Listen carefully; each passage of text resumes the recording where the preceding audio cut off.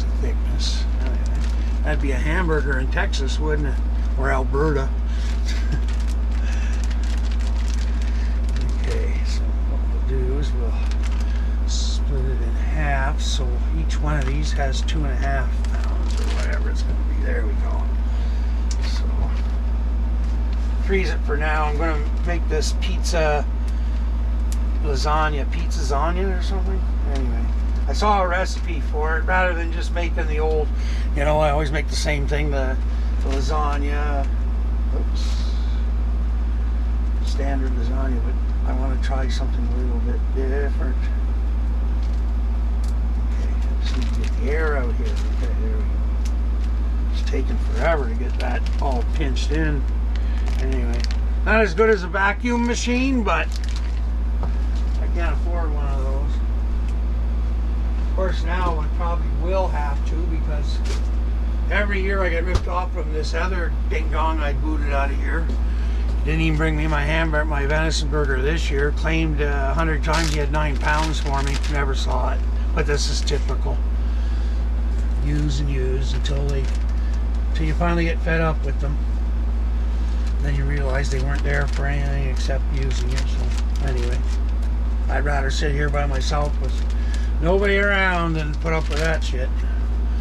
So, although I don't really have to. We got that new friend Doug there, which I was going to call him about Canada Day weekend to see what he was doing up there, because I can imagine there'd be at least a bit of party. I don't know, unless he was going somewhere. But anyways, I never called him because the fucking smoke. And I didn't think I'd want to, go out there and sit in the smoke and party. So, that's the right kind of smoke. All right. Okay, so there, same thing. Get it started. There, that's what was wrong. I was trying to hold it up, and you can't do that because it bows it a little bit.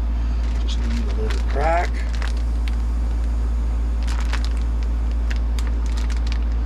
Yeah.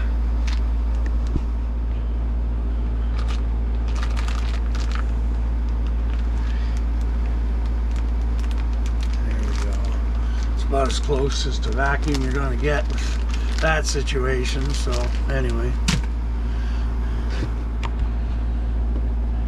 I'll see. I got Metro has the American style pepperoni. It's thicker, it's spicier.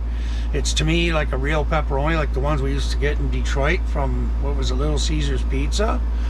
But the Canadian version of pepperoni is absolutely terrible. It's blah. It's like American pepperoni, you cut a piece off and it's stiff. It doesn't fold over or anything like that. And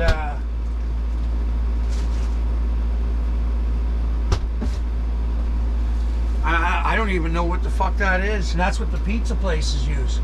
And I'm like, no way, man. That's not happening, not with me.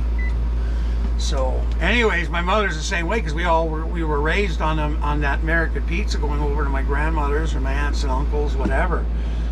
Pizzas were always getting ordered. So, anyhow, yeah, terrible pepperoni here in Canada, but down there, man, and they do it backwards here. The pepperoni they do have, maybe they don't want you to know about it, because it's like paper. I mean, that's how thin it is, and it just flops over. I'm like, that's not pepperoni. They put it underneath the cheese.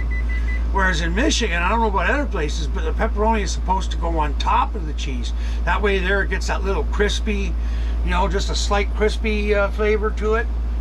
And, I mean, it really makes the pizza. But here in Canada, they put it underneath the cheese. I don't know where they got that idea. Anyway. Well, you know what's funny, and this is not a racist thing at all. I mean, I grew up with a bunch of Lebanese kids, and hey, I didn't think of them as Lebanese. I just thought of them as, my people, humans, friends, good people. There's still a couple around. They don't come out here to the country or anything. They're city guys, but that's all right. But mostly back in the 70s and 80s, and maybe into the 90s, I won't be sure on that one, but almost every pizzeria or pizza delivery place was all owned by Lebanese people.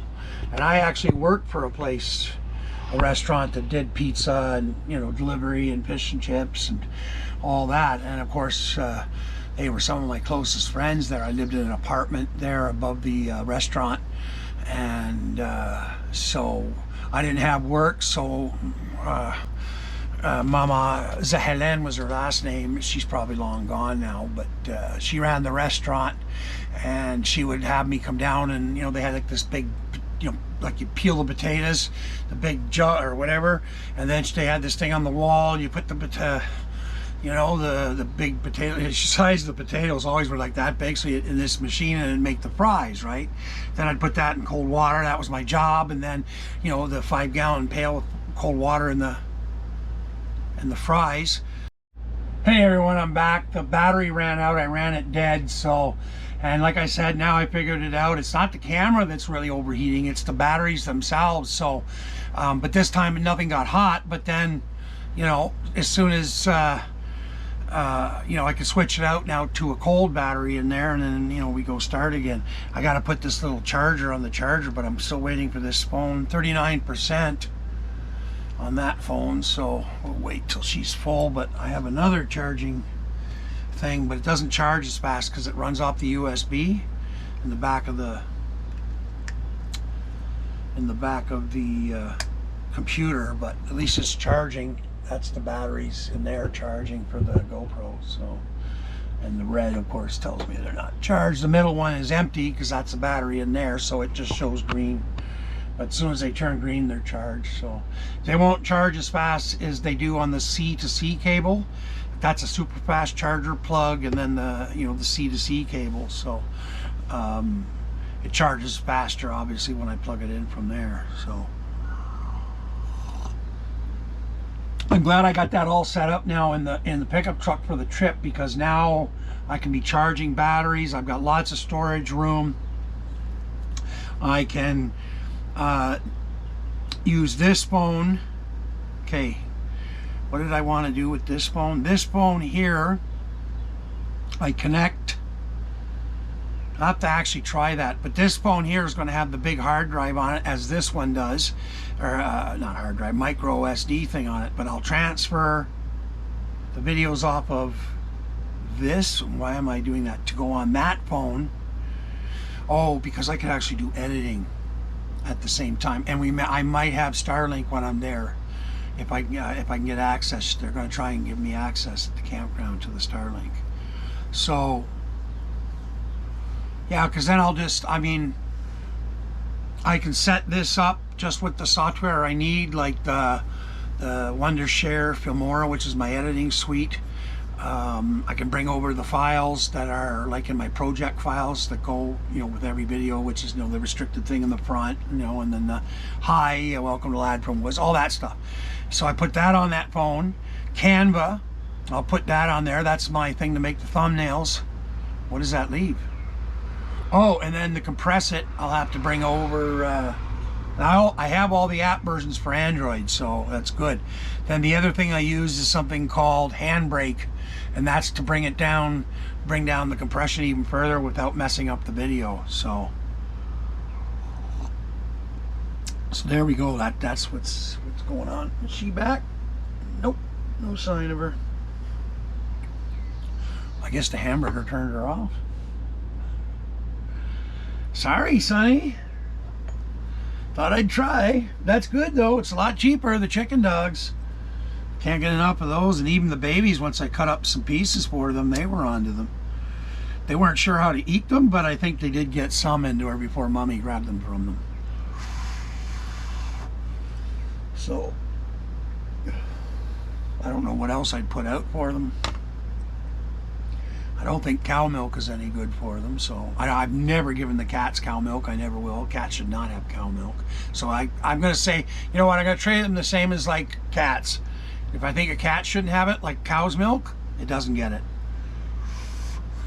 I've never understood giving cats milk like that. And we grew up, that was the thing, with the little Christmas cards, a cat lapping at a saucer of milk and all that. And I remember us feeding cats milk when I was kids, but as I got older, people used to say it's bad for them. I mean, they're not designed to drink milk. So kind of like if you're from the Middle East and you've never had like cow's milk and you come over and start drinking it, you won't do well with it, I'm absolutely sure. So, because I've heard stories, my friends from Lebanon, we were just saying that, my friends from Lebanon told me that, you know, when they were kids, this is the older folks, that when they first tried milk here, they didn't even get really much for the taste either. But yeah, no, sick. Their stomachs just weren't, you know, set up for that. So, I mean, over time, I guess, you know, if you get used to it, but why bother? I mean, in their case, they eat a totally different diet, you know. Now, of course, a lot of them growing up here in Canada got Canadianized with the diet as well, but, you know,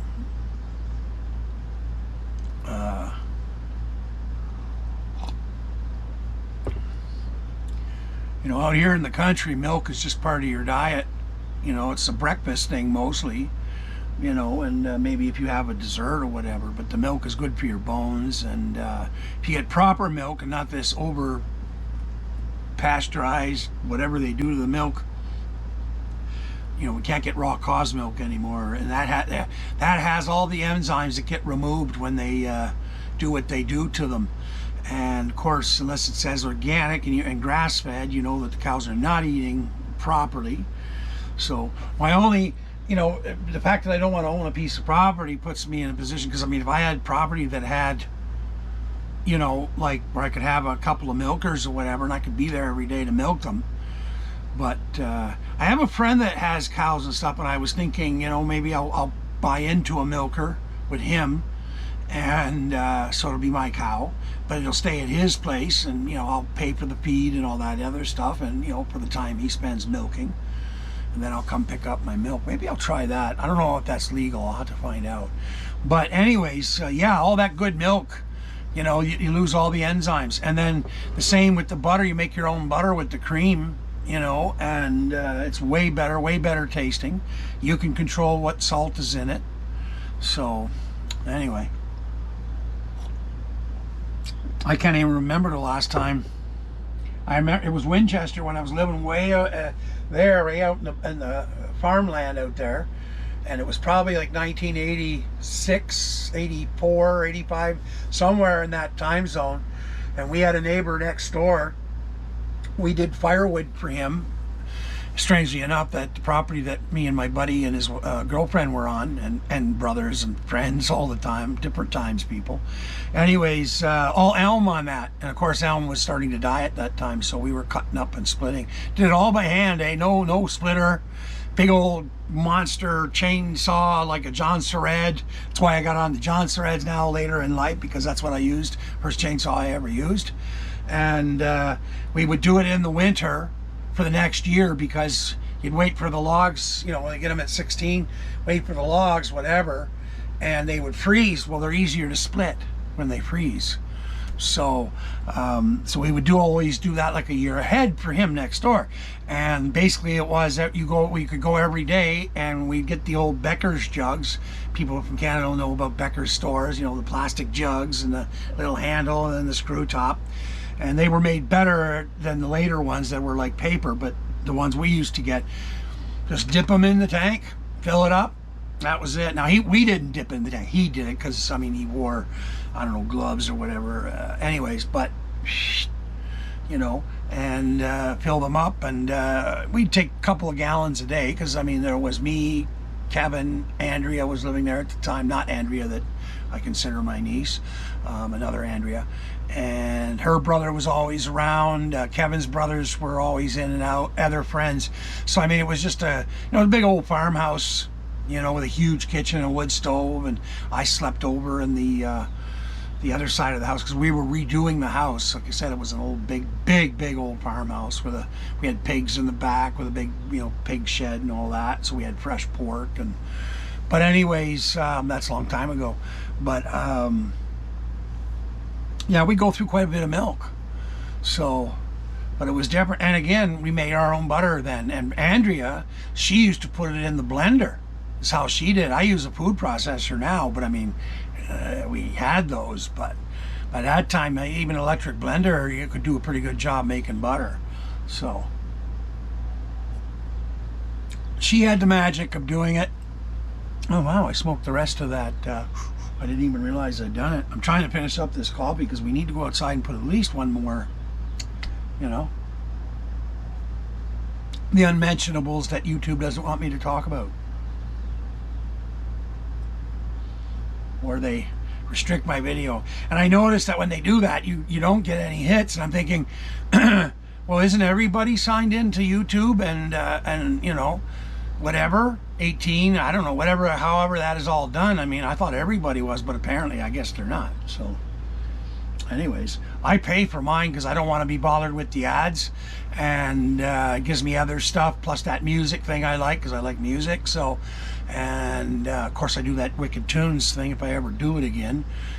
You know, and get the super high quality music off of YouTube to put into my reaction videos. But excuse me, what was I just saying?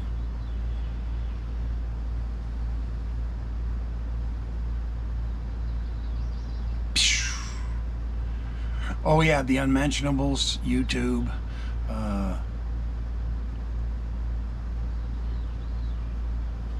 Oh yeah, people logging in. So, you know, I have like ad stop, or no, what is it called? This thing again?